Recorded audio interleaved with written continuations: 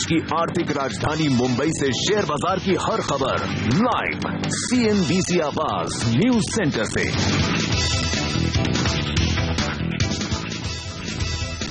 दुनिया भर के बाजारों में कल की तेज गिरावट के बाद आज फिर से भारी उतार चढ़ाव और कमजोरी के संकेत। बड़ा सवाल है कि क्या 7,800 के नीचे बाजार और गिरेंगे या फिर एक्सपायरी के पहले यहां से होगी रिकवरी।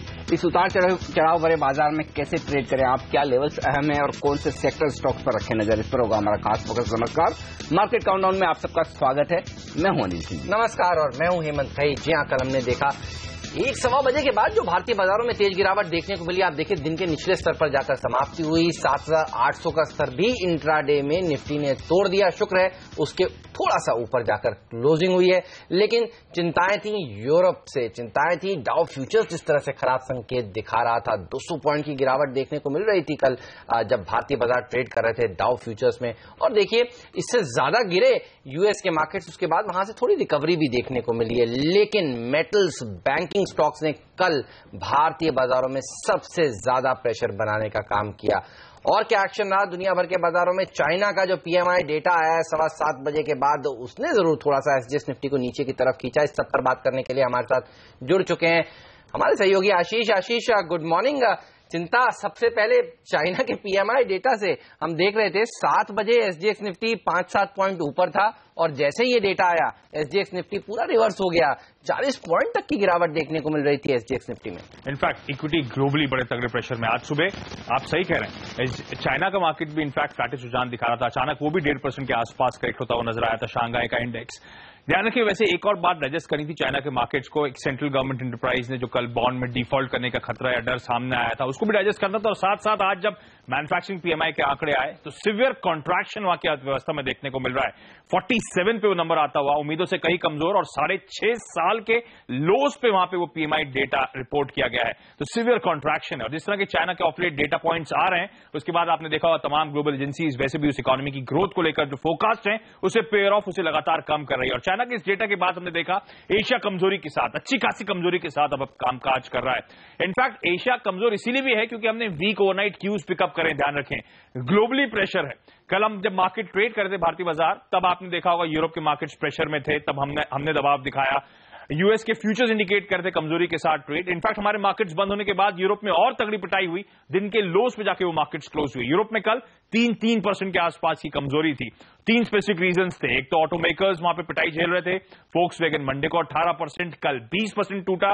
इनफैक्ट वहां के फ्रेंच गवर्नमेंट के स्टेटमेंट जो आए कि बाकी तमाम ऑटो मेकर्स पे भी जांच होगी, रिपल इफेक्ट देखने को मिला, यानी कि तमाम ऑटो कंपनीज के स्टॉक्स वहां पिटे। कल आपको याद होगा माइनिंग और मेटल कंपनीज ग्लोबली पिट रही थी। वजह थी क्रेडिट स्विस ने वहां की यूरोप की माइनिंग कंपनीज में एक तगड़ा डाउनग्रेड करा। 6-6.5% से ज्यादा की पिटाई तमाम माइनिंग और मेटल कंपनीज में यूरोप में देखने को मिली। और कच्चा तेल एक और रीजन है। लगातार कमजोरी जो हो रही है वो इंडिकेट कर रही है कि ग्लोबल ग्रोथ को लेकर वाकई सीरियस कंसर्न्स एमिनेट हो रहे हैं और उसने भी मूड बिगाड़ा है। इनफैक्ट अमेरिका भी कल 1-1.5% के आसपास की कमजोरी के साथ ट्रेड कर रहा था।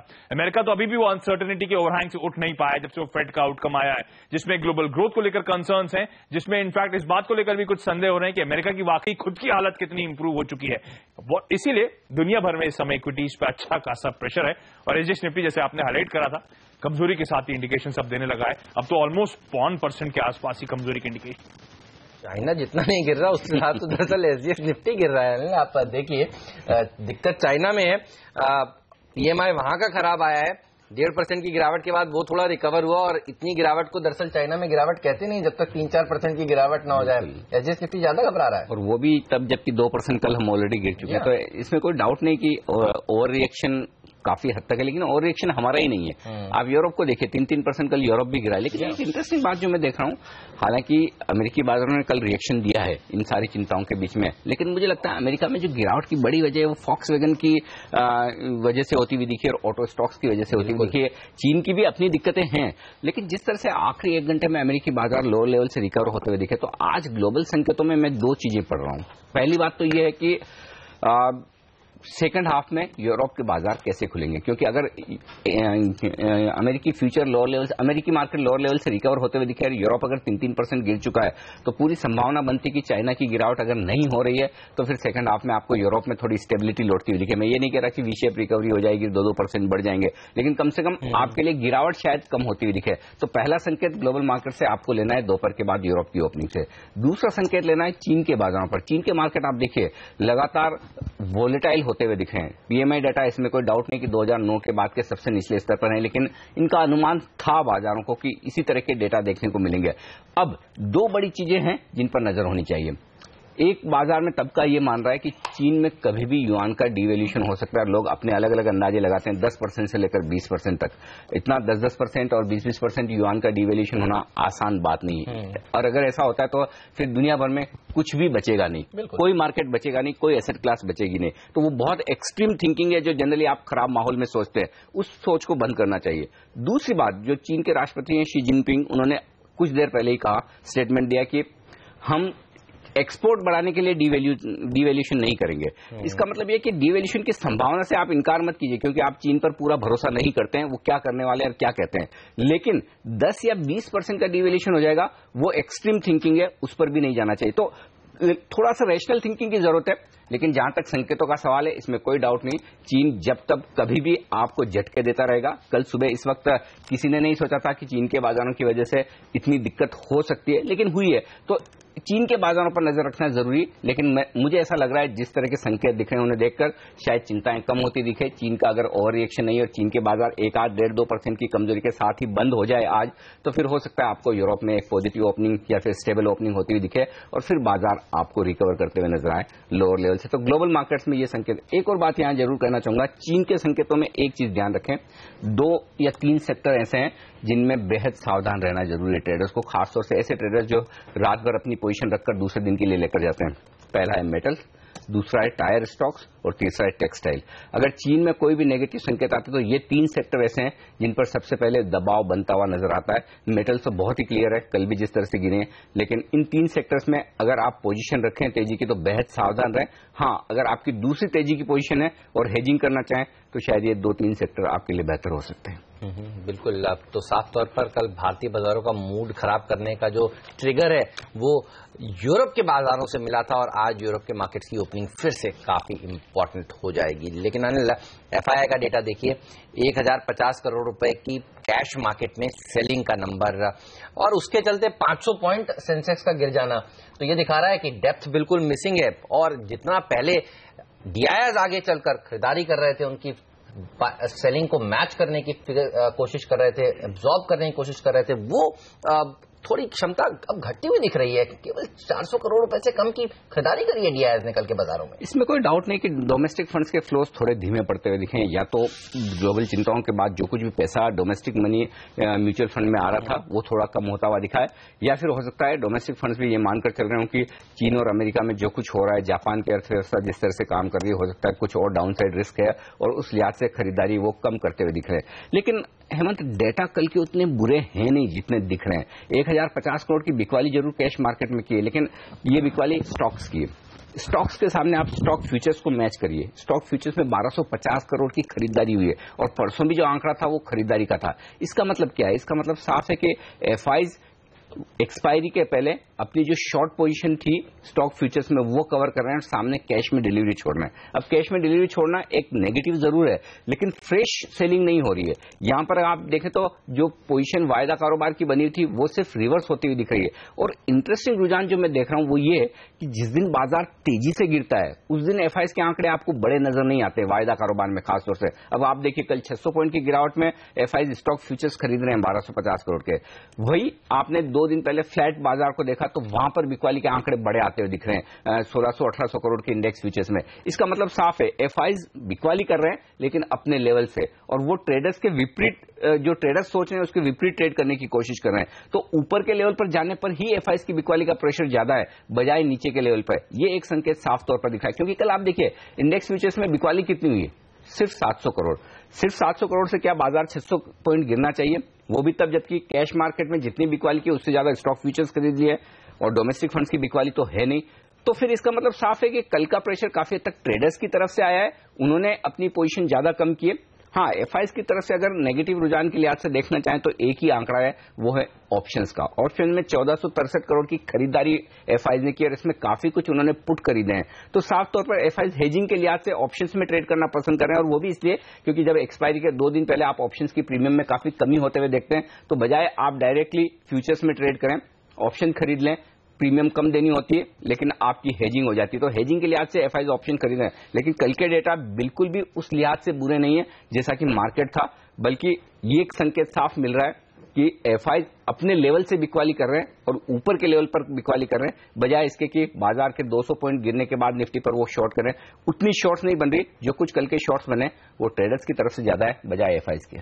चलिए, तो अब बड़ा सवाल यही है कि आज 7800 के स्तर को बुल्स डिफेंड कर पाएंगे, इसके नीचे जाएगा बाजार और जाकर क्या टिकेगा, क्लोज होगा, क्योंकि वो लेवल सबसे ज्यादा इंपॉर्टेंट है।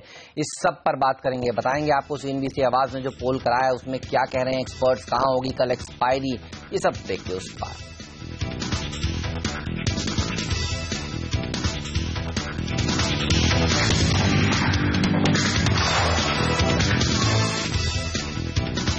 स्वागत है आप सभी का सीएनबीसी आवाज पर।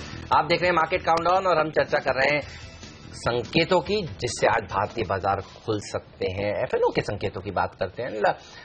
किस तरह के संकेत मिल रहे हैं? कल एक्सपायरी है, रोलओवर्स किस तरह के हुए हैं, क्या पढ़ना चाहिए? 7800 का जो इम्पोर्टेंट स्तर है वो होल्ड होगा आज?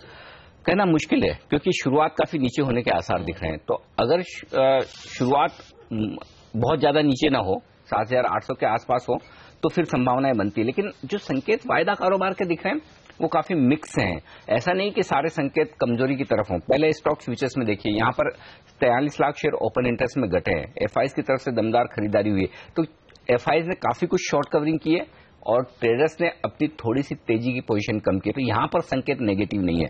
बैंक निफ्टी जरूर काफी नेगेटिव संकेत दे रहा है क्योंकि 2,30,000 शेयर वहां पर ऐड हुए हैं, 3% बैंक निफ्टी नीचे जाकर बंद हुआ है, तो बैंक निफ्टी में शॉर्ट्स बने हैं। लेकिन असली एक्शन जो कल हुआ है वो हुआ है निफ्टी फ्यूचर्स में। 41 लाख शेयर निफ्टी फ्यूचर्स में जुड़े हैं और मुझे याद नहीं आता कि पिछली बार जब हम 7,600 के नीचे पहुंचे थे उस दौरान भी किसी एक सिंगल डे इतना बड़ा ओपन इंटरेस्ट में एडिशन हुआ हो सकता है एक्सपायरी के 2 दिन पहले काफी शॉर्ट रोल ओवर्स इस लिहाज से हुए कि अभी बेच दें, कल या परसों फिर से आपको नीचे रोल ओवर करने का मौका मिलेगा, तो ये काफी शॉर्ट्स बने। अब आज ये 41 लाख शेयर जो कल ऐड हुए हैं ओपन इंटरेस्ट में, ये डिसाइड करेंगे कि बाजार को ऊपर जाना है या नहीं। फिलहाल अगर एसजीएक्स निफ्टी के संकेत पर आप भरोसा करें तो फिर ये 41 लाख शेयरों को एक मौका मिलेगा कि वो लोअर लेवल पर अपने शॉर्ट्स को अगले महीने के लिए रोल ओवर कर पाएं। ये इंटरेस्टिंग है। लेकिन डिस्काउंट में जाता हुआ दिखा है निफ्टी 15 अंक, यानी कि कुछ हद तक ओवरसोल्ड है। दूसरी बात यह कि आप ऐसे लेवल पर बंद हुए हैं, वो काफी अहम लेवल है 7,800 का, जहां हाईएस्ट ओपन इंटरेस्ट पुट में। तो संकेत आपके लिए दोनों ही तरफ है, नेगेटिव साइड भी पॉजिटिव साइड भी।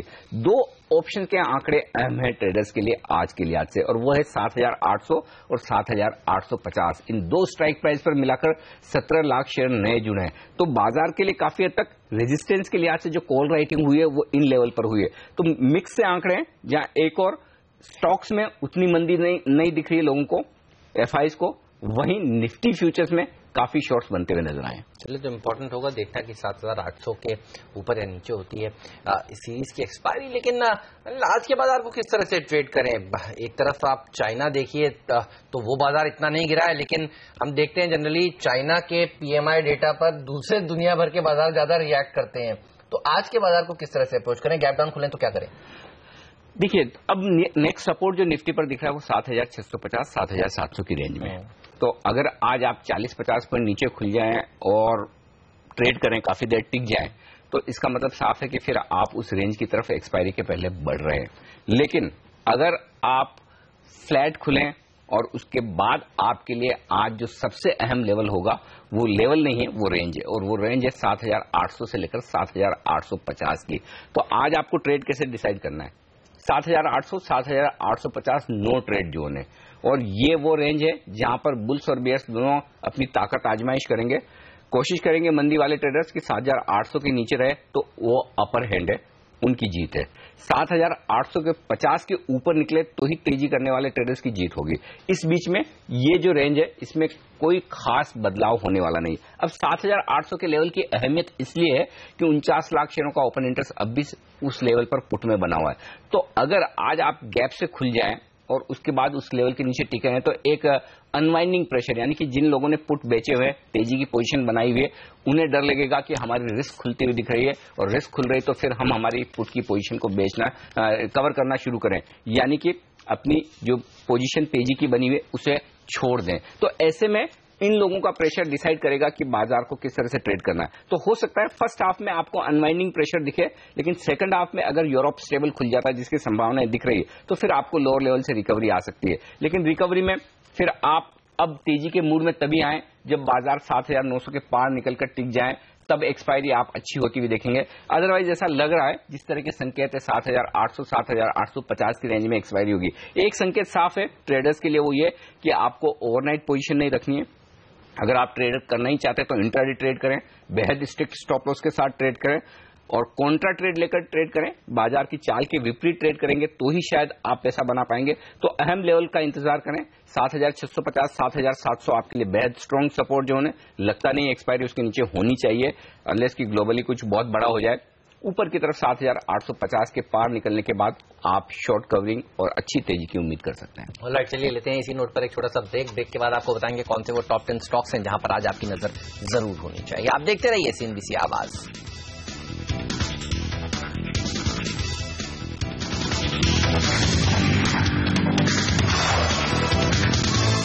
CNBC आवाज पर आप देख रहे हैं मार्केट काउंटडाउन। वक्त हो गया अब ये जानने का कि कौन से वो टॉप 10 स्टॉक्स हैं जहां पर खबरें हैं, एक्शन आज देखने को मिलेगा बाजार खुलते के साथ ही। सोनम, पूजा, वरुण, नियति हमारे साथ जुड़ चुके हैं। चलिए शुरुआत करते हैं। सोनम, आपके साथ बताइए कहां पर नजर है आपकी? Good morning Hemant. शुरुआत एमटेक ऑटो के साथ करेंगे। यहाँ पर फिर से कंपनी भरोसा जता रही है। यहाँ पर उनका कंपनी का कहना है कि वे बैंक और फाइनेंशियल इंस्टीट्यूशंस के साथ बातचीत में है अपने इस पूरे कर्ज को रीस्ट्रक्चर करने के लिए। लेकिन आपको बता दूं जेपी मॉर्गन म्यूचुअल फंड जिसका एक्सपोजर लगभग 200 करोड़ का है, उन्होंने अपने निवेशकों को यहाँ पर कर्ज वसूलने का भरोसा दिया है। जेपी मॉर्गन के निवेशकों के लिए काफी भारी पड़ रहा है ये। और यूनाइटेड स्पिरिट्स पर एक डाउनग्रेड का कॉल आया है। अंडर परफॉर्म की रेटिंग दे रहे हैं जेफरीज। यहाँ पे 2710 रुपए तक का लक्ष्य दिया है। 13% का डाउनसाइड ये स्टॉक दिखा सकता है। फॉल्टी बिजनेस है, साथ साथ में इनका मानना है कि बहुत ज्यादा डिसअपॉइंटमेंट इनको हुआ है। डियाजियो के बाद कोई बहुत बड़ा प्रोग्रेस देखने को नहीं मिला है। इनका बहुत ही बल्कि पोर्टफोलियो है और पूरा एक मेजर प्रोडक्ट ओवरहॉल करने की इनको जरूरत होगी एक स्ट्रक्चरल इंप्रूवमेंट करने के लिए।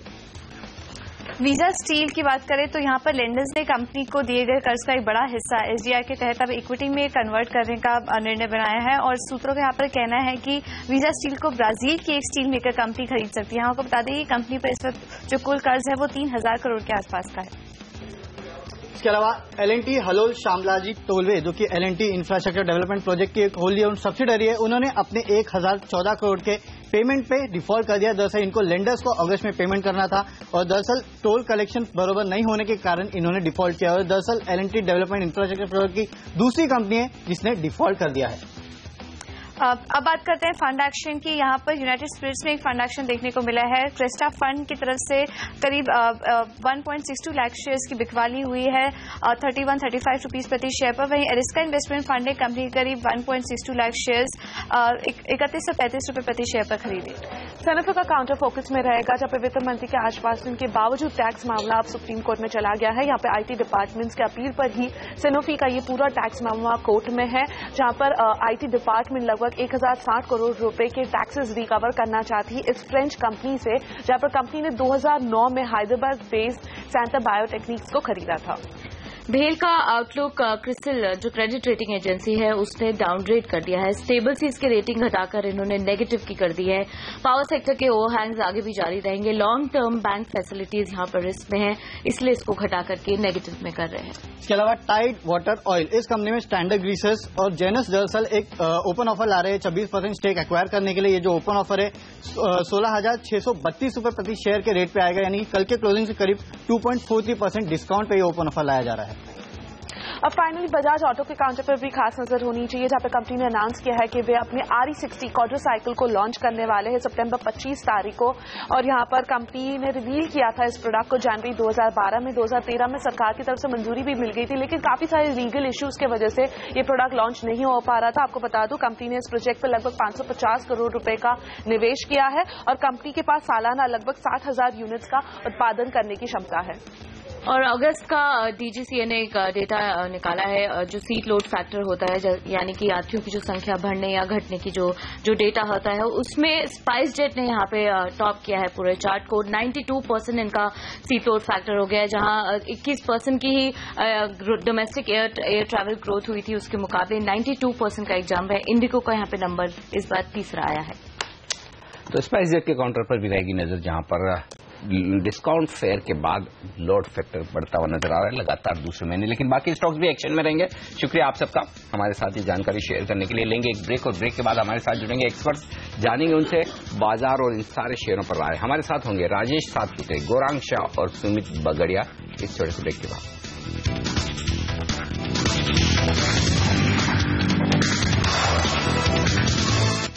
और आगे बढ़ने से पहले नजर डालते हैं इस वक्त की हेडलाइंस पर। गिरते क्रूड और ग्लोबल चिंता ने अमेरिकी बाजार 1% फिसले। ऑटो और माइनिंग शेयरों में गिरावट से यूरोप के बाजारों में 3 से 4% की तेज गिरावट। एशियाई बाजारों की कमजोर शुरुआत। चीन की PMI गिरकर 6.5 साल के निचले स्तर पर। कल होगी सितंबर बाजार टीजीएस की एक्सपायरी। 33% एक्सपर्ट्स को 7,800 से 7,850 के बीच एक्सपायरी होने की उम्मीद। I think that we already have some signposts here that the global economy is pretty much close to a recession. And in that article that I wrote, I think we are one shock away from the global economy entering its 6th global recession. Morgan Stanley के ऋषि शर्मा ने एशियाई बाजारों की मंदी को लेकर जताई चिंता, कहा ग्लोबल इकोनॉमी मंदी के कगार पर। और जयपुर की real estate company Pearl Agrotech पर गैर कानूनी ढंग से 24,000 करोड़ रुपए जुटाने का आरोप। सेबी ने कंपनी समेत 4 डायरेक्टर्स पर लगाया अब तक का सबसे बड़ा जुर्माना। 45 दिन के भीतर 7,200 करोड़ रुपए चुकाने को कहा। विवादों में फंसने के बाद फॉक्सवैगन के CEO की हो सकती है विदाई। पोर्श के CEO म्यूलर को मिल सकती है कंपनी की कमान। जर्मनी में दूसरे दिन भी पिटा शेयर और दूसरे बड़े ऑटो शेयरों में तेज गिरावट। There are two sides of the same coin. And so I hope that we're going to take full advantage of the chance that this dialogue affords us to expand our bilateral cooperation. Strategic commercial dialogue की पहली बार शुरुआत पर अमेरिकी विदेश मंत्री John Kerry बेहद खुश। कहा भारत के साथ रणनीतिक साझेदारी से दोनों देशों के आर्थिक संबंध होंगे और मजबूत। आयरलैंड और अमेरिका के दौरे पर रवाना हुए प्रधानमंत्री। 60 साल में आयरलैंड जाने वाले पहले भारतीय PM। संयुक्त राष्ट्र में हिंदुस्तान की स्थायी सदस्यता के लिए समर्थन जुटाने की योजना।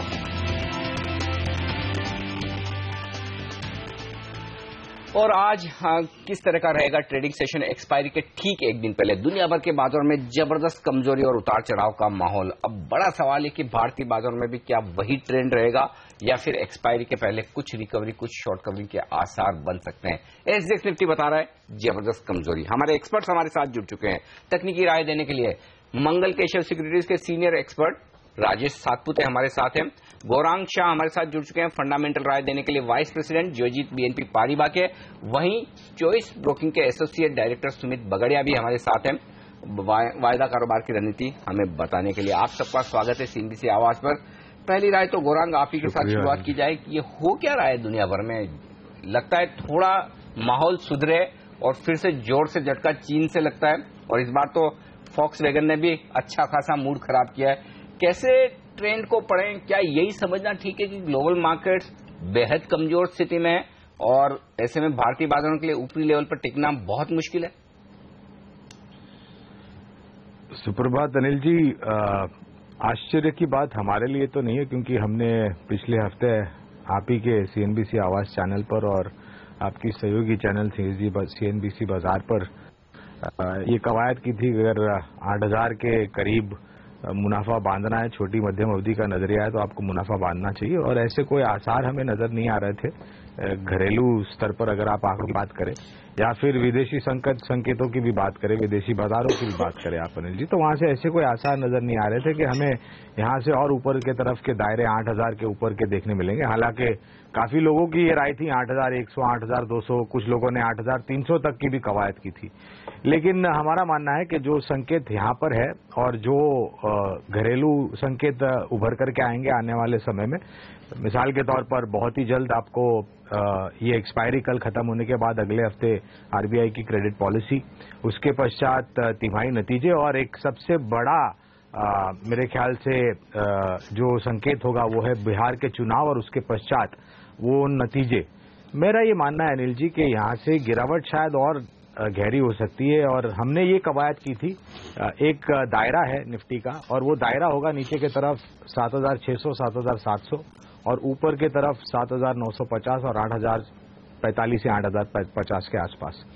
अब ये दायरे के बीच में काम करेगा और आज जिस तरीके से संकेत का सामना हम कर रहे हैं, चाहे वो एशियाई बाजार हो, यूरोपियन बाजार हो या फिर अमेरिकी बाजार, काफी नकारात्मक संकेत है और मुझे लग रहा है कि हम वो 7,700 के स्तर के आसपास भी जा सकते हैं आने वाले समय में। और क्योंकि एक्सपायरी है तो वो वोलेटिलिटी फैक्टर जो है वो काफी हावी हो सकता है। मगर मैं अब भी यही कहूंगा, खरीदारी आपको करनी है, नजरिया आपका लंबी अवधि का है और अगर आप 1.5 साल के नजरिए से निवेश करना चाहते हैं तो ये गिरावट का फायदा उठा करके 7,750 के नीचे जो भी आपको स्तर दिखे वहां पर किश्तों में आप निवेश करना शुरू कीजिए। और वो सेक्टर जो होंगे अनिल जी, वो IT, pharma, FMCG, private sector banks, autos, oil marketing companies, cement ji. और गौरांग माफ कीजिएगा, यहाँ पे आपको 2 मिनट रोकना होगा, फिर से हम आपके पास लौटेंगे। लेकिन इस बीच एल&टी आईडीपीएल के सीईओ और एमडी के वेंकटेश साहब हमारे साथ कार्यक्रम में शामिल हो रहे हैं। एक बड़ी खबर एल&टी इंफ्रा को लेकर आती हुई दिख रही है और वो ये कि हलोल श्यामला जी प्रोजेक्ट, जो इनका टोलवे प्रोजेक्ट है, उस पर 1,014 करोड़ का डिफॉल्ट की बात आती हुई दिख रही है। हम समझ सकते हैं कि एल&टी के पास पैसे की कमी तो होगी नहीं, लेकिन फिर भी डिफॉल्ट होता दिख रहा है। वेंकटेश साहब, स्वागत है आपका सीएनबीसी आवाज पर। पहले तो समझाएं पूरा मामला क्या है और क्या वजह से आपने पेमेंट नहीं किया है। देखिए, ऐसा है कि आज जैसे आपने कहा, ये जो लोन है इसके जो एक किस्त जो है उसे रीपेमेंट करना था ये क्वार्टर में, जुलाई सितंबर क्वार्टर में। और ये प्रोजेक्ट जो है ये नॉन रिकोर्स है, आईडीपीएल के लिए भी नॉन रिकोर्स है और एल&टी के लिए भी नॉन रिकोर्स है। अब नॉन रिकोर्स का मतलब ये हुआ कि जब लोन लिया जाता है तब जो कलेक्शन उस प्रोजेक्ट पे आती है उसी कलेक्शन से लोन को रीपे करना पड़ता है। अब मामला ये है इस प्रोजेक्ट में कि भाई हमने प्रोजेक्ट तो कंप्लीट कर दी टाइम पे, शेड्यूल पे, कॉस्ट पे, पर गवर्नमेंट ने एक पैरेलल रोड जो है उसको इम्प्रूव करके इंटरकनेक्ट कर दिया ताकि ट्रैफिक जो है वो डाइवर्ट हो जाता है आफ्टर द फर्स्ट पॉइंट। पहला पॉइंट के बाद डाइवर्ट हो जाता है। पहला पॉइंट के पहले जो है वो ट्रैफिक तो बिड के मुताबिक आसपास है, 80-85% का आसपास ट्रैफिक है, पर उसके बाद जो है वो ट्रैफिक डाइवर्ट हो जाता है तो हमें कलेक्शन मिलता नहीं है। तो हम अब as per the concession agreement ये तो नॉन रिकोर्स है, क्योंकि ये लेंडर एग्रीमेंट, लोन एग्रीमेंट के मुताबिक ये तो नॉन रिकोर्स है। नॉन रिकोर्स है माने आईडीपीएल को सब्सिडाइज नहीं करना चाहिए और एल&टी को तो सब्सिडाइज बिल्कुल ही नहीं करना चाहिए। तो हुआ क्या कि अब बैंकर्स और गवर्नमेंट और हम साथ में मिलकर एक तरकीब निकालने का है इसका। अब जो इंफ्रास्ट्रक्चर प्रोजेक्ट जो बनते हैं कंट्री में ये सब अक्सर नॉन रिकोर्स होते हैं। अगर नॉन रिकोर्स नहीं है तो हम ये प्रोजेक्ट कर नहीं सकते। तो अभी वक्त आ गया कि भाई हम तीनों बैठ के एक कुछ तरकीब या सोल्यूशन निकाल लें। ये बताइए तो सर, ऐसे आईडीपीएल पे कुछ फर्क नहीं पड़ता है, एल&टी पे कुछ फर्क नहीं पड़ता है। हलोल के अलावा एक और टोल प्रोजेक्ट है जहां पर ये दिक्कत है। हाँ, वो एक चेन्नई में है जी। चेन्नई का जो प्रोजेक्ट है वो 2009 का प्रोजेक्ट है, तो वहां भी इसी तरह की दिक्कत है कि हम जो इसको इम्प्लीमेंट कर रहे हैं हमें अभी सिर्फ 60-70% लैंड मिला हुआ है और हम 55% प्रोजेक्ट इम्प्लीमेंट कर चुके हैं। अब हमें 25% लैंड तो मिलेगा नहीं क्योंकि ये बिल्कुल अर्बनाइज सेक्शन पे है और ये हम लैंड एक्विजिशन हो नहीं पा रहा है गवर्नमेंट के साथ। अब हम इस प्रोजेक्ट को लेके कुछ कर भी नहीं सकते हैं, इसलिए हमने टर्मिनेट कर दिया जून में। अब कंसेशन अग्रीमेंट में जब टर्मिनेशन होता है तो गवर्नमेंट और बैंक के बीच में वो हो जाता है कि भाई वो टर्मिनेशन पे कितने पेमेंट वो देंगे। अब अगर आप कंसेशन एग्रीमेंट देखते हैं तो हमारा टर्मिनेशन बिल्कुल जाहिर है, अब NHAI की दूसरी पॉइंट ऑफ व्यू हो सकती है, पर ये मैटर तो सब जुडिस है, तो हम इसके बारे में बातें करना सही नहीं है। वेंकटेश साहब, concession agreement and loan agreement अभी बैंक्स और NHAI के साथ बातचीत में ये सेटल होना है। आप दो बड़ी समस्याओं की तरफ इशारा कर रहे हैं। आप देश की दिग्गज कंपनियों में हैं, बहुत रेस्पेक्टेड कंपनी है आपकी।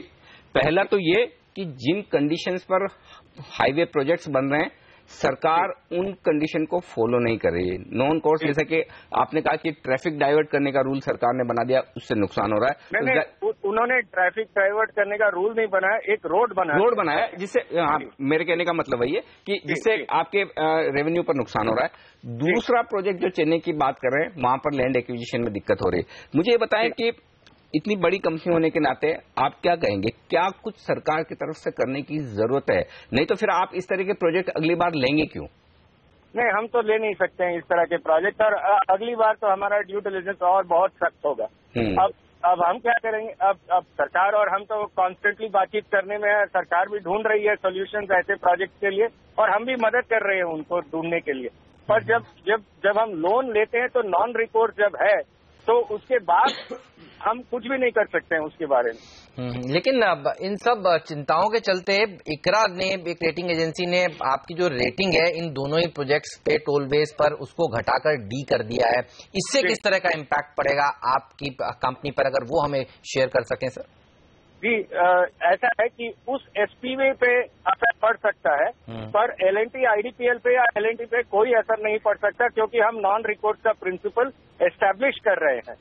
हम ये पूरा एस्टैब्लिश कर रहे हैं कि भाई ये जो स्टैंड अलोन प्रोजेक्ट है, इसे स्टैंड अलोन ही वायबिलिटी एसेस हो सकता है, इसका होल्डिंग कंपनी या प्रमोटर कंपनी से के साथ कुछ लेना देना नहीं है। ठीक बात है। और कब तक आपकी बात होगी गुजरात सरकार से, या फिर अगली बैठक कब है जब आप इसका हल निकालेंगे, खास तौर पर हलोल वाले SPV का और वहां पे टोल बेस का? कोई अगर हमें डेट आप शेयर कर सकें।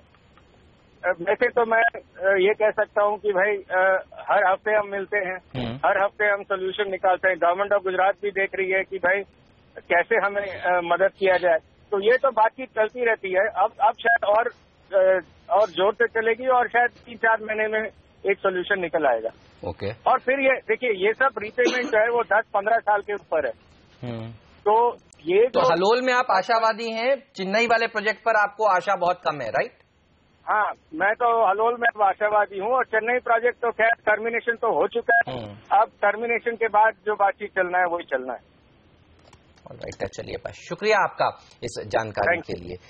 हमारे साथ गौरांग बने हुए हैं हमारे एक्सपर्ट। गौरांग, कुछ बड़े ब्रोकरेजेस ने भी इसके ऊपर अपनी रिपोर्ट्स पेश करी हैं, और CLA से कहता है कि कोई लिक्विडिटी रीजन नहीं है, लेकिन जिस तरह से आप खुद ही सुन रहे थे, मैनेजमेंट को अलग अलग वजहों से ये 2 लोन के पेमेंट्स ये नहीं कर पाए हैं। ये बताइए आप कैसे देख रहे हैं इसको, और L&T के स्टॉक पर आपको क्या लगता है, सेंटिमेंटली कुछ इम्पैक्ट पड़ेगा या फिर कोई इम्पैक्ट नहीं देखते आप L&T पर? हेमंत, सुप्रभात। सबसे बड़ी दिक्कत इंफ्रास्ट्रक्चर कंपनीज को यही रही है जमीन अधिग्रहण को लेकर के, और जिस प्रकार से इस जमीन अधिग्रहण को लेकर के प्रोजेक्ट्स डिले होते हैं, तो वो वायबल बिल्कुल नहीं बनते हैं। क्योंकि पहले तो ये जो इंफ्रास्ट्रक्चर कंपनीज हैं, वो मार्जिन्स, बड़ी ही छोटे मार्जिन्स पे कामकाज करती हैं, और अगर जमीन अधिग्रहण को लेकर के या फिर कोई दूसरे अन्य कारण को लेकर के ये प्रोजेक्ट एग्जीक्यूट नहीं होता है वो समय सीमा पर, तो कॉस्ट ओवररन हो जाता है, और कॉस्ट ओवररन होने के कारण जो छोटा मार्जिन भी हो जाता है वो भी नहीं बचता है इनके पास, तो वायबिलिटी का मुद्दा खड़ा हो जाता है। और मैं ये मानता हूं कि अगर आपको इंफ्रास्ट्रक्चर का ढांचा दुरुस्त करना है, तो मेरे ख्याल से केंद्रीय सरकार और राज्य सरकार दोनों को मिल करके, क्योंकि ये सब स्टेट लेवल के प्रोजेक्ट्स भी होते हैं, तो उनकी भी स्टेट लेवल गवर्नमेंट की भी जरूरत पड़ेगी, तो आपको एक सिंगल विंडो क्लियरेंस पार्सल बना करके एक मोटे तौर पर वो प्रोजेक्ट दे देना चाहिए कि खाली फिर वो कंपनी एग्जीक्यूट करे सही समय सीमा में, न कि एक अथॉरिटी से दूसरे अथॉरिटी के पास जाएं और दर की ठोकरें खाएं और फिर अप्रूवल्स न मिलने पर प्रोजेक्ट्स डिले हो।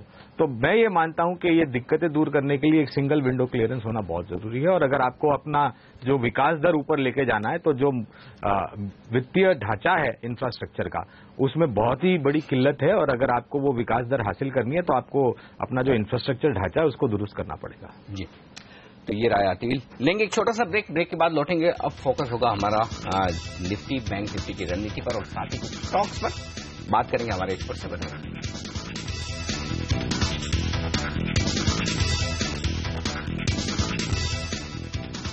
राजेश सातपुते, गौरांग शाह और सुमित बगड़े हमारे तीनों एक्सपर्ट हमारे साथ हैं।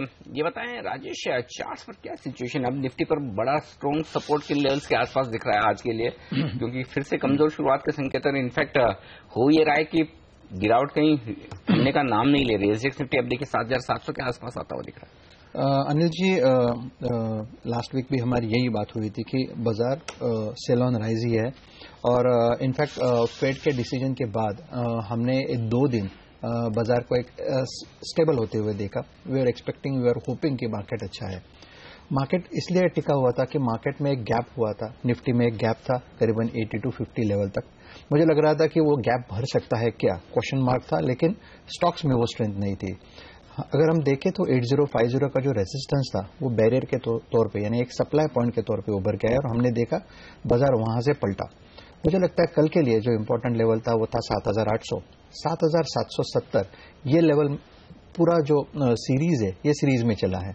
मुझे लगता है आज के लिए भी इम्पोर्टेंट लेवल था 7770, लेकिन ओवरऑल देखते मुझे लगता है तो ये गैप डाउन में ही टूट जाएगा। आज के लिए मुझे लगता है कि एक व्यू अगर लेना है क्लियर कट, तो मुझे लगता है 7800 का बैरियर रहेगा एक्सपायरी के लिए। उसके ऊपर बाजार जाना थोड़ा डिफिकल्ट लगता है, और इनफैक्ट 7770, 7800 का एक बैरियर रहेगा और बाजार फिर से क्रैक हो सकता है, फिर से प्रेशर में आ सकता है। इमीडिएट सपोर्ट जो बनेगा वो 7650 के आसपास है, वो भी घटेगा तो 7540। तो मुझे लगता है कि ये बाजार रफली 7600 के आसपास एक्सपायरी देगा। 7600 के आसपास एक्सपायरी हो सकती है, यानी दबाव यहां से भारतीय बाजारों में और बनता हुआ नजर आ सकता है। सबसे कमजोर कड़ी हो सकती है शायद मेटल्स। हमने देखा था कल के सत्र में भी मेटल्स और माइनिंग शेयर देखिए काफी तेज गिरे थे ग्लोबली। कॉपर में काफी तेज गिरावट देखने को मिलती है, एलएमई पर, जिंक में दबाव देखने को मिला था। Vedanta 9%, Glencore 11%, BHP built-in 5%, Rio Tinto 4%। लंबी लिस्ट है उन मेटल और माइनिंग कंपनियों की जहां पर तेज प्रेशर कल के सत्र में देखने को मिला था। इवन घरेलू बाजार में वेदांता और हिंडाल्को में 6-6.5% की गिरावट देखने को मिलती है। सुमित पगड़िया हमारे साथ जुड़े हुए हैं। सुमित, हाय, क्या लग रहा है यहाँ पर आज मेटल्स के लिए फिर से दिन काफी मुश्किल भरा हो सकता है, माइनिंग कंपनियों के लिए दिन मुश्किल भरा हो सकता है क्या? क्योंकि चाइना का जो पीएमआई का डेटा आया है सुबह सुबह वो भी काफी कमजोर आया है। कैसे देख रहे हैं आप इसे? कोई ट्रेड लेना चाहेंगे मेटल्स माइनिंग्स में शॉर्ट साइड पर? Yes, well, very good morning Hemant. Well, metals में तो हेमंत हमारा व्यू मंदी का ही है। आपको ध्यान होगा हम बहुत समय से मेटल्स के अंदर मंदी कर रहे हैं, और हमें ऐसा लग रहा है कि मेटल्स में अभी और भी मंदी देखने मिलेगी आने वाले समय में। स्पेशली जहां तक लेड, जिंक, एल्यूमिनियम, निकल, कॉपर का सवाल है, तो इनके अंदर अच्छा खासे करेक्शन देखने को मिल सकता है कमोडिटीज में। उसका इम्पैक्ट डायरेक्टली हमको इंडिया में इन सब स्टॉक्स में देखने को मिलेगा, चाहे फिर वो वेदांता हो, जिंदल स्टील हो, हिंडाल्को हो। मोस्टली सारे स्टॉक्स में हमको एक करेक्शन देखने को मिलेगी। प्रेजेंट लेवल से मुझे अभी भी ऐसा लगता है कि हिंडाल्को जैसा शेयर नीचे में शायद 65 रुपए 60 रुपए तक आ सकता है। जिंदल स्टील में शायद 50 रुपए के लेवल्स उसमें भी दिख सकते हैं। फिर वेदांता के अंदर भी ऐसा लगता है कि प्रेजेंट लेवल से 80 रुपीज तक के लेवल देखने को मिल सकते हैं। यानी ये सब स्टॉक्स में 8-10 रुपए की करेक्शन और यहां से देखने को मिल सकती है, जो कि करीब 10-10% की करेक्शन हो जाएगी। तो मेरे हिसाब से मोस्टली स्टॉक्स में एक बार सेल करके ही चलना चाहिए। चाइना की तरफ से सारे संकेत मंदी के ही मिल रहे हैं मेटल्स के लिए। बिल्कुल, तो मेटल्स में मंदी की संभावना, चाइना से संकेत खराब, और चाइना के इन्हीं संकेतों पर दुनिया भर की दिग्गज रेटिंग एजेंसी मूडीज के vice president senior credit officer corporate finance Vikas Halan साहब हमारे साथ कार्यक्रम में शामिल हो रहे हैं, और इन्होंने अभी भी एक रिपोर्ट पब्लिश की है, और इस रिपोर्ट का ये कहना है कि चाइना के बाद जो नॉन फाइनेंशियल कंपनीज है उन पर, और खासतौर से एशिया पैसिफिक रीजन की, उनका चाइना के हालातों का बहुत ज्यादा असर नहीं पड़ेगा, और शायद रेटिंग में इन्हें बदलाव या कमी ना करनी पड़े। इसी पर बातचीत करते हैं। विकास जी, गुड मॉर्निंग, स्वागत है आपका सीएनबीसी आवाज पर। दुनिया भर के बाजार, दुनिया भर की कंपनियां डरी हुई है, सारी इकोनॉमीज घबरा रही हैं चीन के हालातों को देखकर, लेकिन उसके बावजूद आपकी इंटरेस्टिंग रिपोर्ट आई है, अलग विचार रखती है कि ज्यादा असर नहीं पड़ेगा। क्या वजह आप ऐसा सोच रहे हैं?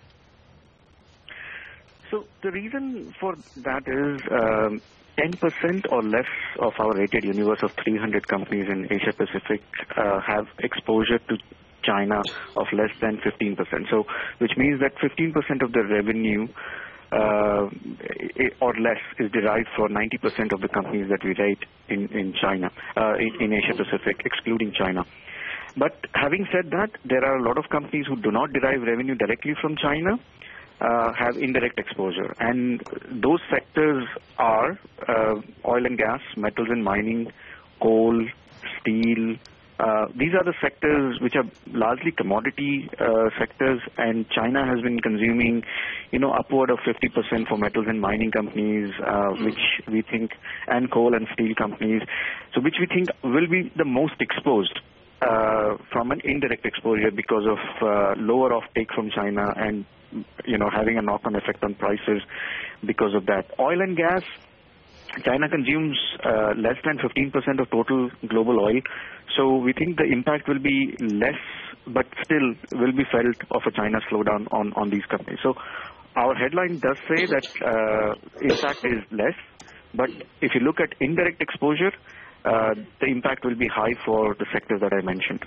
इसके अलावा ये भी बताइए कि ये जो दिक्कतें अब सामने निकल कर आ रही हैं, आपका अपना असेसमेंट क्या है? कितने साल लग सकते हैं इस दिक्कतों के सॉल्यूशन में, और आपको क्या लगता है काफी सारी कैपेसिटीज को बंद होना पड़ेगा, शटडाउन झेलने पड़ेंगे, उसके बाद ये प्रॉब्लम सॉल्व होगी जो ओवर सप्लाई की बन रही है?